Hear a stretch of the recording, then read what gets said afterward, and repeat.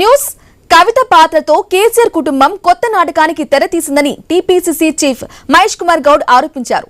కేసీఆర్ కుటుంబం ఓ దొంగల ముఠా అని మండిపడ్డారు. వాటల పంపకాల తేడాతోనే కేసీఆర్ కుటుంబంలో అంతర్గత కుమ్ములాట బయటకొచ్చిందన్నారు. కవిత రూపంలో కేసీఆర్ ను రక్షించే ప్రయత్నం చేస్తున్నారని విమర్శించారు. కేసీఆర్ ఆజ్ఞ లేనిదే కుటుంబంలో చీమ కూడా కదలదని పరిస్థితి అని చెప్పారు. ఇక కవిత చెప్పిన మాటలు నిజమైతే అధికారంలో ఉన్నప్పుడే ఎందుకు హరీష్ రావుపై చర్యలు తీసుకోలేదని ప్రశ్నించారు.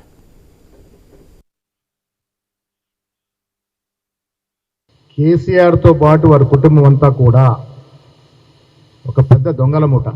ఇలా చాలా తెలివిగా కవిత రూపంలో వచ్చి కేసీఆర్ రక్షించే ప్రయత్నంలో భాగంగా మా నాయనకి ఏం తెలియదు, హరీష్ రావే దేంట్లో అవినీతికి పాల్పడినాడు, సంతోష్ రావే పాల్పడినాడని చిలక పలుకులు పలుకుతా ఉంది.